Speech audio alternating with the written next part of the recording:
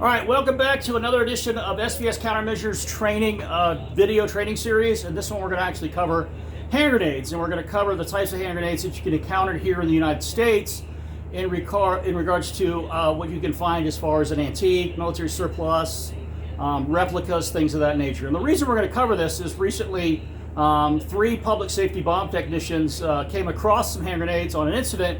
And during the process of trying to cut them in half, I guess from what they're saying, they were trying to make a training aid. They set it off, and we'll explain to you how this probably happened. But we'll also go into a lot of detail in how to make sure you don't make this same mistake so you can understand what you're looking at. Now, there are a lot of different hand grenades out there, and there's a lot of people that actually collect this stuff. So there's a lot of people that collect ordnance. So a lot of times here in the United States, a bomb technician, or whether it's public safety bomb technician or EOD, it just depends on if the area has a public safety bomb technician, which is state and local, they'll respond to it. But like when I was in the Marine Corps, there was no state and local bomb teams, and we covered 4 counties, which were some huge counties in South Carolina. So we were the bomb squad. We got called off base to call those. Now, we're trained on ordnance, military EOD. We know it backwards, forward, sideways, and to Sunday. And if you're a Marine EOD, we really know it because we actually take it apart, and we spend a lot of times on the ranges back in my day. So we really understood the ordnance. We could just look at something, and most EOD guys, or Marine EOD guys, and most EOD guys can look at a piece of ordnance and know exactly what it is. That's not the same for public safety bomb technicians. They are not trained in any way, shape, or form remotely even close to what a military EOD technician is on ordnance. It is a massive difference in what they're trained. I think they get an awareness course at the Hazardous Devices School, but obviously whatever training they got was not enough.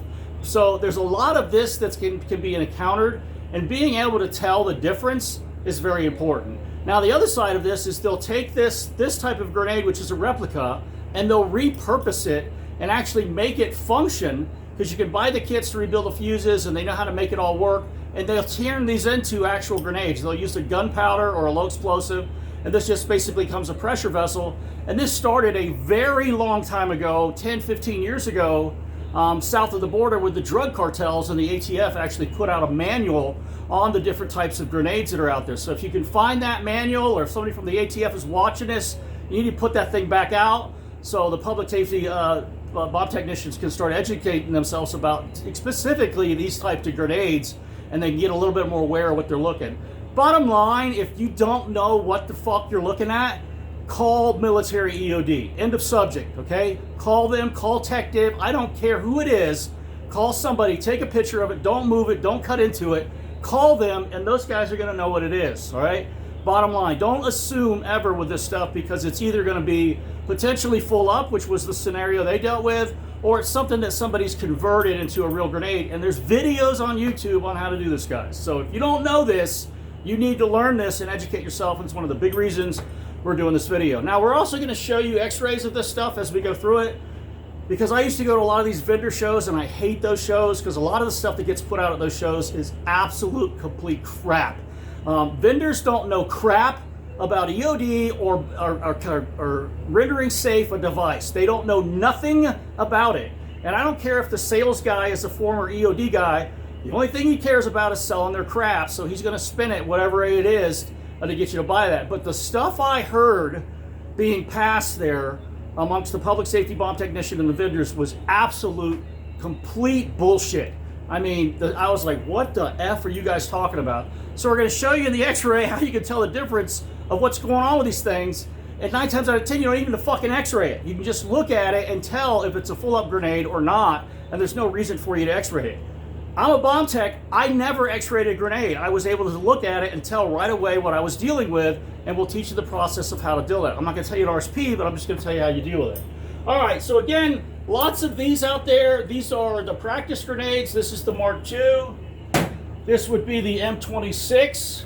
Now, this is the first generation of hand grenade here in the U.S. You can still find these at military surplus stores, and they can have all types of different fuses on here, as far as whether it's a cast one or an actually full-up real one.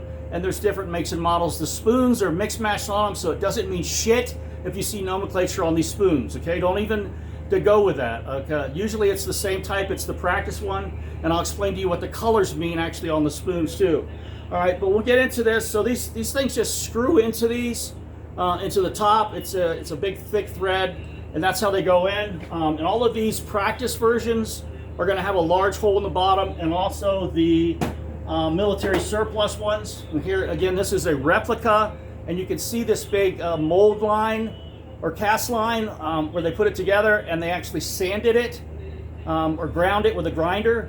You won't see this on real grenades. So if you get something that looks like this and there's a big hole in the bottom, you can actually look in that hole and look for if there's an actual fuse still attached to it. You don't need to x-ray it. All right, no, you don't. All right, so when you start dealing with these, and we'll take this one for example, I was able to go online, just do a basic Google search and say INERT hand grenade Mark II. Lots of guys love to collect these, especially Vietnam era guys, they'll collect these, and you'll find something that looks like this. Typically, they won't be fully painted. Sometimes the guys will actually paint them up. A lot of the collectors will do that. They may seal the hole to make it look more realistic, which I don't suggest you do that, all right? And then these grenade fuses just simply unscrew, and then what you'll typically see is an end piece like this.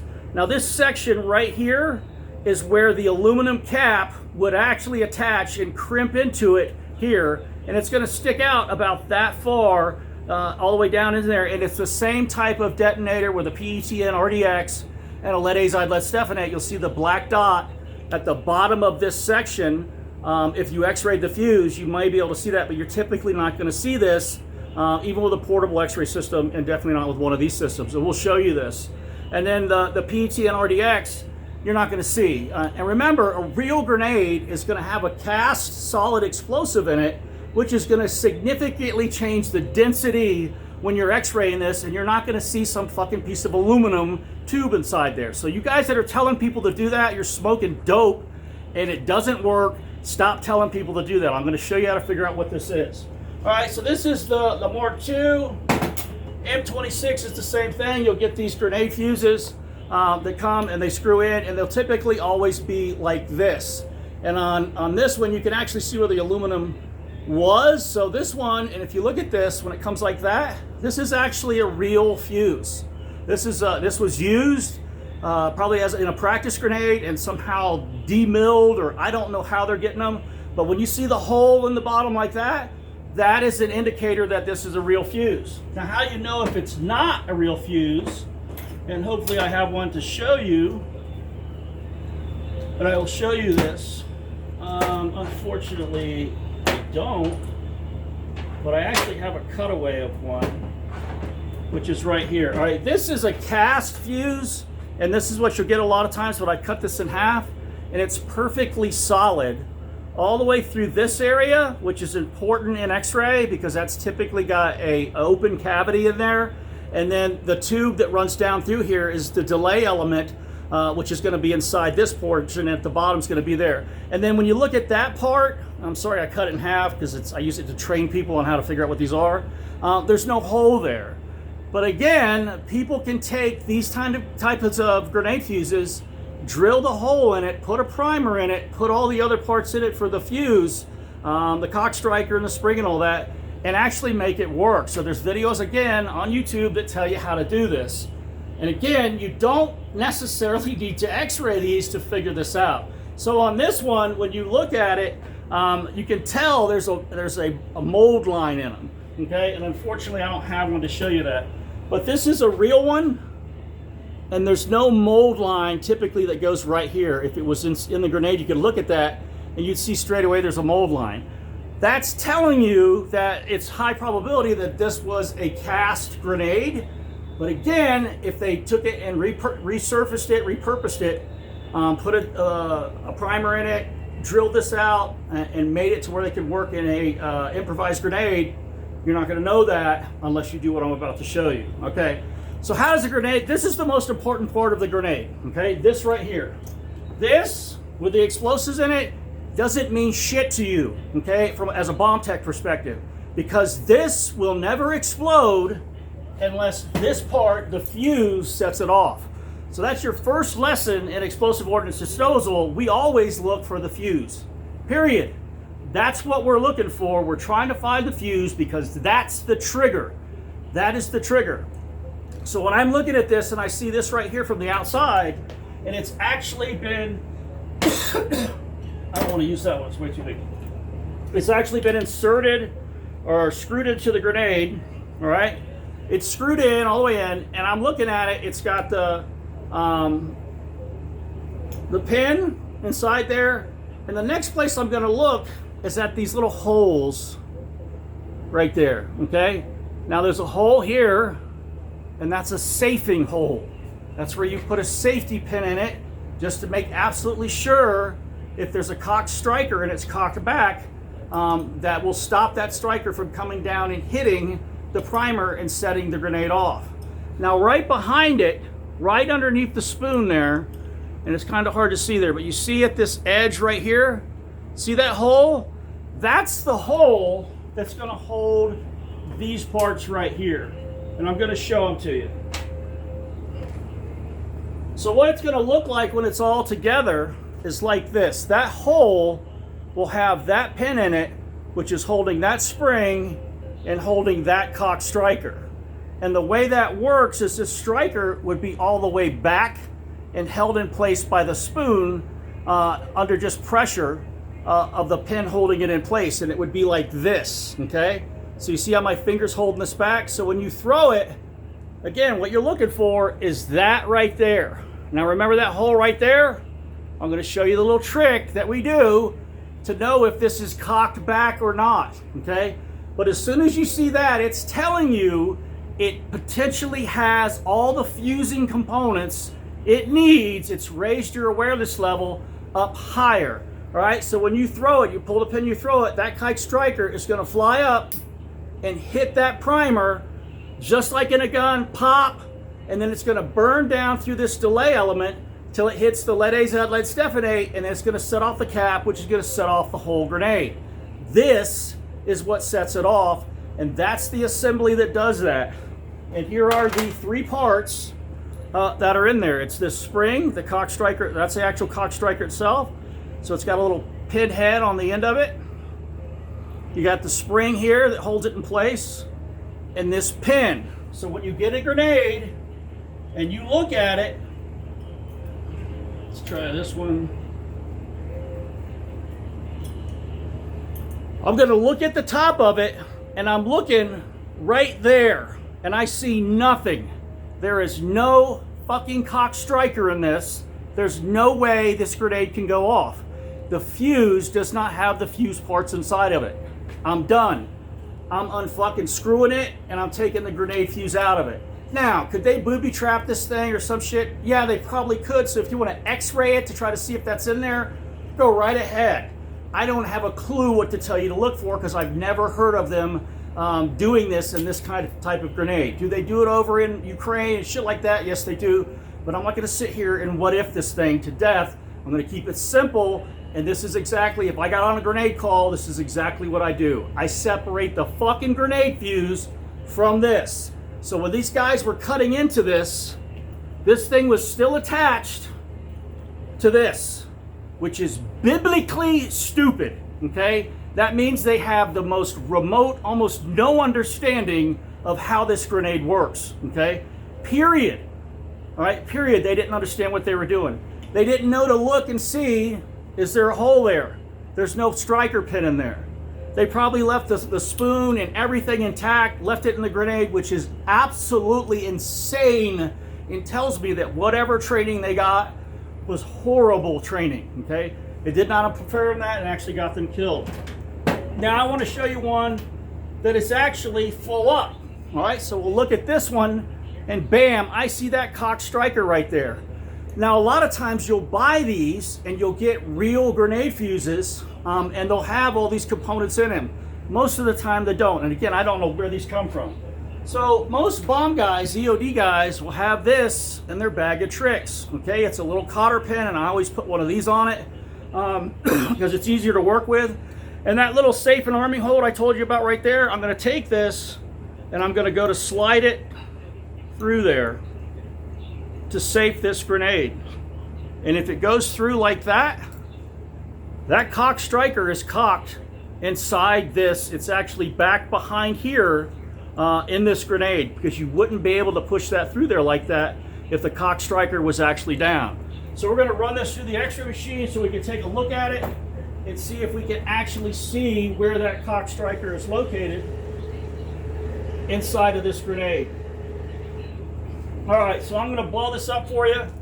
So this is not a bomb tech X-ray, but it is running at about 160 kV, which is higher than the golden XR150. A lot of you guys are running around with XRS3s. Just so you know, that's 270 kV. That will blow up cells in your body if you're standing near it.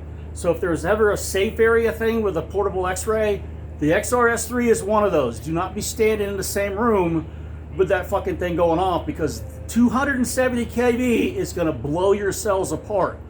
150 ain't so bad, but 270 is no joke, guys. You can't stand in the room when that thing's going off. So again, whoever's training you needs to be slapped, in my opinion. All right, let's blow this up a little bit more.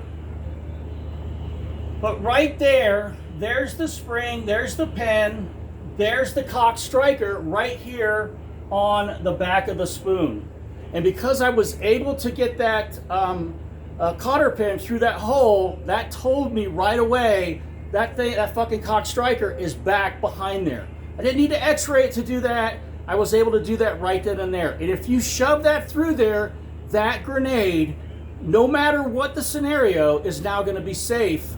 Whether it's just one they purchased that doesn't work at all, and it still has all the parts in it. Okay, and there's some that you can get like that. And I was able to figure out just by sticking that in there. Yep, it's cock striker. It's back. Now it's perfectly safe. I can unscrew it from the grenade body and then look at the bottom of it to see if there's actually a cap on it. Now, if it's got a hole in the bottom, right, you can look in the hole and see that aluminum tube inside there if it's full up, and do the same thing with the fuse up top. You should be able to see that inside there. All right, some guys like taping the spoon on. Go right ahead. Put that damn pin in. That's what that fucking hole is for, okay? That's what that hole is for. All right, so again, there's a lot of these out there, and what we're gonna do is we're gonna take this as a X-ray correct, INERT M67 hand grenade, and we're gonna X-ray this and take a look at it and try to see what we can see. And we're gonna run this practice one right next to it and see if we can see what the difference is between the two of these. All right. So we'll zoom this in for you. And again, if you're using an XRS3, you're probably going to get the similar penetration to this, okay? But when I'm looking at this is the grenade that's full up, that we made this. Now you can see that there's a hole there. All we did was cover that up to try to make it look more realistic. But right there, you see that black dot? That's the lead stephanate that's at the top of the cap. And can you see the cap? No, you can't. And no, you never will. So you guys out there saying, yeah, X-ray, so you see the cap. You're an idiot, okay? You've never X-rayed a real grenade. You need to shut the fuck up, seriously. All right, on this one, we can see there's no black dot, and we can also see all the fusing and parts and components, even at this angle, that there's nothing in there. And I can already, just by looking at the fuse, I know this is perfectly safe. I still will stick that pin in there. It's gonna let me know you're good to go, okay? But on this one, you run that pin through there, you've safed it. There's no way that cock striker can come down as long as it's got the pull pin still in it. And if you want to tape it, go right ahead. No, I don't know why people do that. All right, so we're going to show you something else here that's pretty important. I've seen guys say that they can see the primer. No, you can't see the primer. I'll tell you what to look for if it's a real grenade fuse or if it's a cast one. So we'll run these through here real quick so you can look at them. This one is cast. I'm sorry, I didn't show you this. So this is cast. See that little line right there? You won't see that on real grenades. So this is a cast solid fuse, and that's what a lot of these replicas are. But again, you can get multiple different types. So we've actually taken this one and put a brand new primer in it. So if it's a full up primer, these guys say, oh, I can see the primer. We're going to see if you can actually see it from one that's been expended, okay? So this one's been expended. That one's got a brand new primer in it. And this one is one of the cast ones, okay? So we're gonna run all three of these through the X-ray machine. We're gonna zoom in and let you see exactly what you should be looking for. We'll even take the one we pinned. Run that through there too. So you guys can look at this on a checkpoint X-ray. What's going on here? All right, we'll zoom into it.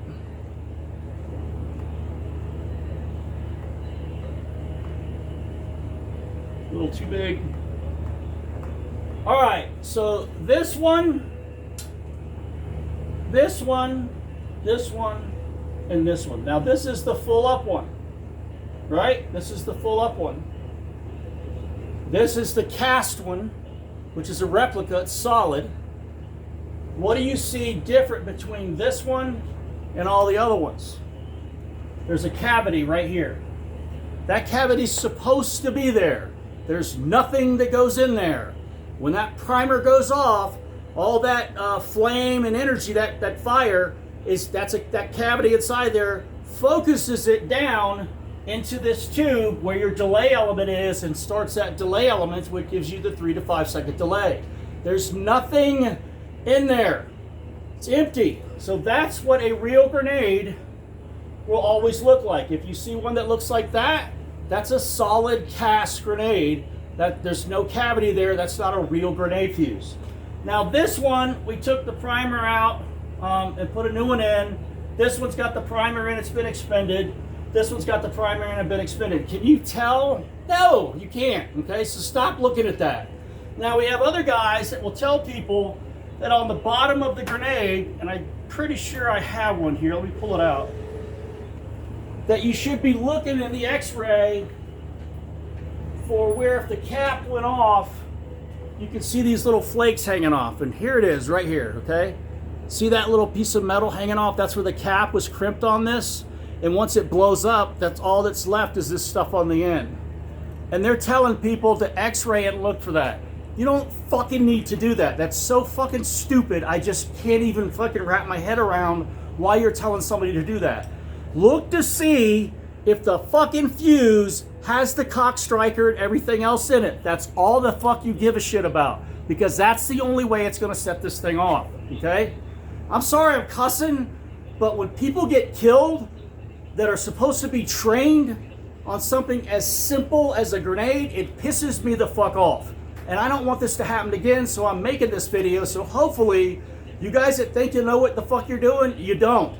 Unless you're trained to the level of a EOD technician military, you do not know ordnance, okay?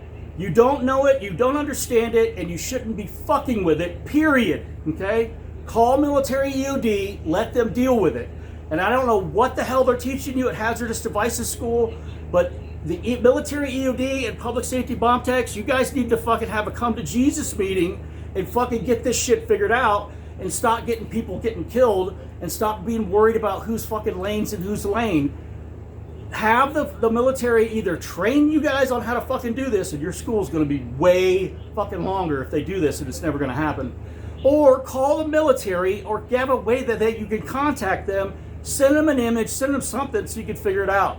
We do not ever need 3 bomb techs getting killed because they were trying to make a fucking training aid cutting into a live fuse. That should have never happened, and it happened because of piss poor training. Hazardous Devices School, that's your fault. That's your fucking fault that this happened. And also whoever the bomb squad commander is, it's your fucking fault it happened. All right, there's a lot of other shit out there. There's tons of grenades out there. Trust me when I say this. If you know somebody that's a collector, or Tom Gersbeck, he has books out. You can buy them on Amazon. Has all these different grenades in it. If you're a public safety bomb technician, go on Amazon, just Google in Tom Gersbeck Ordnance. You'll find his book. It is very good. It's got pictures. It explains all this stuff, and he even has x-rays. But there's a lot of stuff out there that's not going to be in his book, which are these. These are airsoft grenades. These actually blow up. It's not like an explosion that's really going to cause any damage. But if you go on YouTube, these assholes are trying to figure out how to make them stronger. They're putting pepper inside of it, irritants inside of it, so when it busts, the powder goes spraying all over the place. Just go on YouTube, you'll see some of the people are going to do dumb shit. And with these, they're doing them. Now, the way these things work, they use a CO2 cart. We'll X-ray all three of these together and run them through. Now, on the outside, they look like a grenade, but as soon as you touch it or handle it, it's made of plastic. So what it does is when the CO2 cart bursts or releases its gas, it just fills up this plastic pressure vessel until it explodes. That's what gives it its exploding sound. They'll put all kinds of shit in these things. They do all kinds of stupid stuff to make it stronger. And again, go on YouTube and Google this stuff and you'll see all the stuff they're doing. Now this one's supposed to simulate a flashbang. All right, so this is way heavier than this, okay? And this one's made of steel. So if you have to x-ray it because you can't really figure out if it's a real one or it's an airsoft, and I buy these so you can train your guys on so they know what they look like, okay? And they're not making a mistake. So again, this is what it looks like in the x-ray system. What the hell just happened? We'll zoom in on it, and you can distinctly tell there's your CO2 cart, there's the pin, and it uses a very similar Cock Striker system just to slam this pin down into the top of that CO2 cart so it releases this gas and ruptures this plastic vessel. And this is a real, actual, it's inert, flashbang. All right, the other thing that's got out there that I cannot really believe they've got out there are these things. They're called Tajin or Taggin. These things actually explode, and it's pretty intense. It's not going to blow your hands off or nothing, but it's damn sure going to hurt you if it goes off in your hand. It probably will break the skin, but these things actually blow up, and they're pretty damn realistic. But when you x-ray these things, they're pretty hard to find in an x-ray, but they are made out of plastic.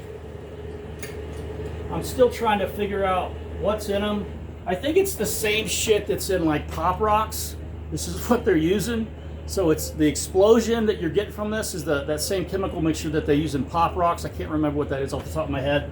But here they are, all plastic, and they got quite a bang. So go look these up on, again, YouTube. You'll see them like throwing them. They do it for all this airsoft, fake warfare stuff that they do. And but again, there's a shit ton of grenades out there.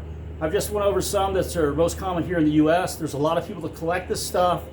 Tom Gersbeck's book is a great resource if you don't know what you're doing. There's an old ATF hand grenade awareness thing that talked about south of the border, about how they were taking these types of grenades I showed you, the military surplus, the practice ones, and turning them into a gunpowder pressure vessel type grenade. And this shit's even on YouTube, guys.